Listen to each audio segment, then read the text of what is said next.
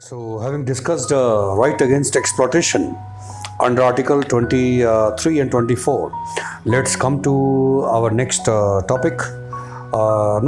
next group of fundamental rights, that is right to freedom of religion. Right to freedom of religion. This group consists of four articles: Article 25, 26, 27, 28. So, these four articles put together bring within its ambit right to freedom of religion. So before I discuss one by one these articles 25, 26, 27, 28, firstly you should know that India is a secular state, as I discussed in the course of our discussion on preamble. So India is a secular state, which means the state has no religion of its own, and the state treats all religions equally. So if India is a secular state, it means that there cannot be any discrimination between two individuals or two communities or groups on the ground only of religion. Secondly, you should know that in India we have active secularism, not passive secularism, as it is found there in Western countries. We have active secularism, means that state in India is not indifferent to religious matters. State actively participates or state intervenes even in our religious life to ensure that we enjoy our religious rights as guaranteed by Indian Constitution. We enjoy our religious rights fully. Clear? Thirdly, you should know that our right to freedom of religion is available to us in dual capacity. It means we enjoy right to freedom of religion in individual capacity as well as collective capacity. So every individual, every citizen of this country, or even a foreigner on Indian soil, enjoy certain right to freedom of religion. So we as an individual enjoy right to freedom of religion, and then as a group or community like Hindu community, Muslim community or Christian community, as a community as well, we enjoy certain religious rights. Clear? Now come to the article. First of all, I am going to discuss Article 25. So one by one I will discuss. So Article 25 to Article 28 deals with right to freedom of religion. Article 25. Article 25 is related to freedom of conscience, freedom to profess and practice and propagate one's religion. So this is very broad in scope and very substantive in content. So every single word has to be understood properly. What is the meaning of freedom of conscience? Freedom of conscience means inner freedom which is available to or which is guaranteed to every individual. Inner freedom of conscience means that we are, or each one of us is internally free to develop and mold one's religious belief or faith, one's philosophy, without any external intervention. It means nobody should and nobody can interfere with your inner freedom of conscience. You are free internally to mold and give shape to your religious belief, your faith, your philosophy. If anybody through fraud or allurement or threat or coercion, if anybody is interfering with this internal process where your religious belief and faith is evolving, so that would be contrary to the idea of inner freedom of conscience. Clear? Next is right to profess. Profess means that whatever you have developed or you have evolved internally, your faith, your belief, your philosophy, you are free to declare that. To profess, right to profess means right to declare that yes, you are the follower of this religion, uninhibited expression of what has been evolving in you. So right to profess means right to declare that you are, or right to declare, right to announce, right to speak, without any inhibition, without any fear, that yes, you are the follower of a particular religion. And right to practice, the third is practice. Practicing means, right to practice means that you have right to follow the rituals or the ceremonies, or all the ceremonies, or any kind of rules or regulations associated with performance of one of the religious rites, related to your religion. So right to practice means right to follow the rituals and the custom, the tradition, associated with the religious practices you are associated with.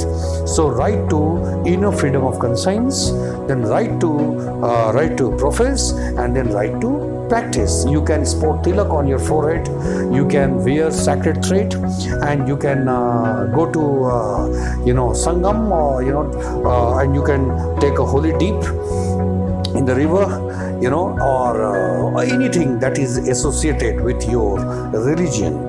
So right to inner freedom of conscience, right to profess, and right to practice, and lastly, right to propagate one's religion. What is the meaning of that? Right to propagation means that you enjoy freedom to expound the philosophy of your religion, to spread the tenets of your religion for the education of others, to enlighten others. You can preach the values associated with your religion. But remember, propagation is a positive activity. Here you expound your religious philosophy, you spread the tenets of your religion, not with an intent to convert people to your own religion. That is wrong. If you are resorting to such things with an intent and the purpose of converting as many people as possible to your own religion, that would amount to conversion. That will be an offense. This is not in the spirit of religious rites contemplated by our founding fathers. So right to propagate, it does not mean spread the tenets of one's religion in a way and manner, or with an intent to convert people to your own religion. This is a disintegrative tendency, a disturbing tendency, which is not appreciated. It is an offense, you can say. Clear? So Article 25 clearly states freedom of conscience, inner freedom of conscience, and freedom to profess and practice and propagate one's own religion. Then you should know that Article 25 itself, that makes it clear that religious rights that you enjoy, religious rights are not absolute in nature. It means they are subject to certain conditions like public health, morality, or public order. On such grounds, your right to freedom of religion can be restricted. Point is clear? Right to freedom of religion is subject to certain conditions. What are those conditions? Public health, morality, and public order.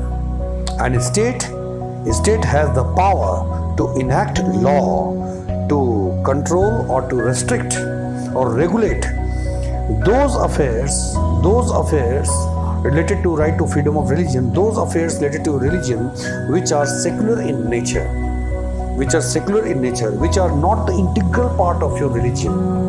Getting a point? As for example, the right to establish religious institutions or right to own and acquire properties, there can be certain activities which are related to your religious rights, but they are not integral. They are not an integral part of religion. They are associated with religious practices, but they are not the integral part of religion. Such matters, secular matters, can be controlled or can be restricted by the state through the enactment of law. Getting a point? It means state has the power to enact law to restrict and control or regulate financial, economic, political, or any other types of activities associated with religious practices. It means secular matters can be brought under the control by the state. Clear? So this is Article 20, Article 25. Clear? Now come to Article 26. Article 26 is related to freedom regarding the establishment of institutions for religious purposes and for charitable purposes. Clear? So every community has a right to establish its own religious institutions, to establish such institutions, to administer such institutions, to manage its affairs, to own and acquire properties for that religious institutions. So this is the freedom which is available to every community. You can establish your institution, you can manage, you can administer, you can acquire own property, good. But remember, the word that you need to remember is that while every community has the right to establish religious institutions, this right is related to administration of affairs, not the maladministration. So while administration is a matter of right, maladministration is right. If the state or the government comes to know that a particular religious institution is not being managed or administered properly, some people have hijacked such institutions in furtherance of their own narrow commercial or economic purposes and objectives to the detriment of people belonging to that community. So in that case, a state can intervene. A state in extreme situation can acquire such a institution, can acquire such institution for the purpose of management of its affairs till the new arrangement comes into existence. So Article 26 confers on us right to administer our religious institutions, but this is not right to maladministration. Point is clear? Then you have Article 20, Article 27. Article 27 is related to freedom. Freedom as to the payment of taxes for the promotion of particular religion. What does that mean? It means Article 27 confers on us freedom not to pay such taxes, the proceeds of which are to be used for the promotion of a particular religion. At the very first instance, government cannot enact a law. Try to understand it in a different way. At the very first instance, government cannot enact a law to impose any tax. The proceeds of which is to be used for the promotion of a particular religion. So freedom as to the payment of taxes for the promotion of a particular religion, we enjoy this freedom. So we don't need to pay any tax, the proceeds of which is to be used for the promotion of one particular religion. Remember, India is a secular state. A state has no religion of its own. A state treats all religion equally. So the resources of the government can be used for the promotion of all religions without any discrimination rather than a particular religion, because the state has no religion of its own. So therefore, a state cannot impose taxes to collect state cannot impose taxes to collect money to promote one particular religion. Resources can be used for the promotion of all religions. In India, we have active secularism, not passive secularism. Clear? So Article 27. Now come to Article 28. Article 28 relates to freedom as to attendance. Freedom as to attendance to religious instruction or religious worship in any educational institution. It means no individual can be forced to attend to any religious instruction or religious worship in any educational institution being managed by the government, wholly funded by the government. Yes, there can be an educational institution established by a particular community, by any trust or that kind of body. So even if religious instruction is not prohibited there, religious instruction can be provided in such institutions established by a private trust. So here, individuals cannot be forced to attend to religious instruction. They can refuse to attend to such religious instructions even there. Point is clear? And in case of minor children, permission or the consent of the parents will have to be taken before children are made to attend, or they are forced to attend, or they are asked to attend such religious instructions. This is done to ensure that religious belief and faith of every individual, group and community is not invaded, or it is not trampled upon, by institutions. By institutions, we have to respect the liberty and freedom of each other. That actually defines secularism in the context of any country. So Article 28 ensures that we enjoy this freedom not to attend to such religious instruction that might interfere with our religious faith, our religious belief. Point is clear? If the child is minor, permission has to be taken. If not minor, then it is up to him or her to attend or not to attend to such religious instructions. Clear?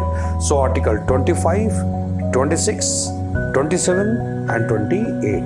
Put together all these four articles. These four articles define the scope of, determine the scope of right to freedom of religion. Clear? India is a secular state.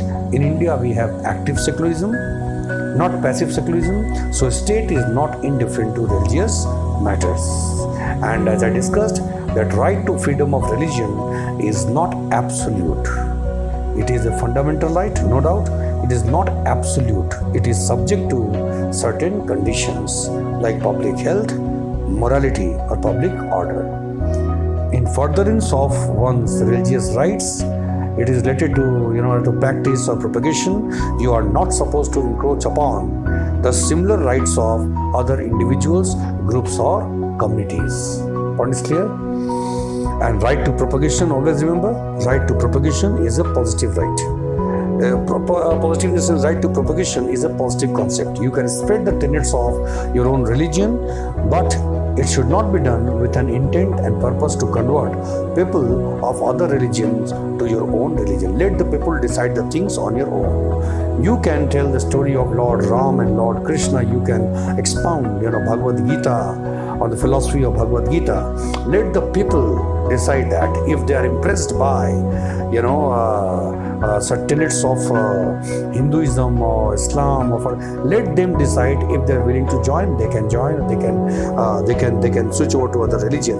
But nobody can force any individual or group of individuals to convert to one's own religion. If you resort to any kind of fraud, allurement, getting a point, threat or coercion to force people to join your religion, so that will be that will amount to an offense, punishable offense. It can be punished. And one more thing, it is not only a matter of punishment or law. It is not it is not integrative tendency. This is dangerous for any society. It can disturb the peace and harmony of the society. And secondly, it can initiate an unending process of friction and conflict between individuals, groups and communities. Because if you can convert people to your own religion like Islam, then Hindus can also convert people belonging to Islam to their own religion. Then Christianity, that people belonging to that religion, they can also jump into the process. So if all of us start converting wherever there is an opportunity, if we start converting people of other religion to our own, so as to increase our numbers and to to explore the possibilities of having greater political influence by expanding the social base, that could be very, very dangerous for the unity and integrity of the country. In the past, while dealing with the Stanislaus case, wherein some Christian missionaries were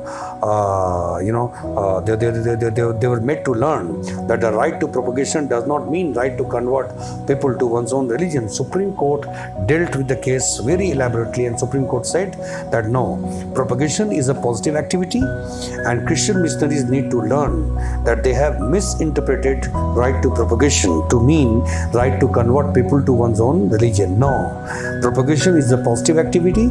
You can spread the tenets of your religion, but you cannot do things to convert people. You cannot resort to fraud or allurement or other things to convert people to your own religion.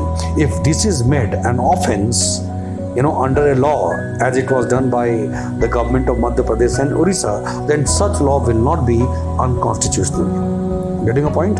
So Supreme Court dealt with it extensively, and Supreme Court said that if right to conversion is allowed to one particular religious community, then similar rights will have to be conferred on other communities as well, and that will lead to an unending series of conflict on religious grounds, which is not good for secularism, democracy, or the development or security of the country.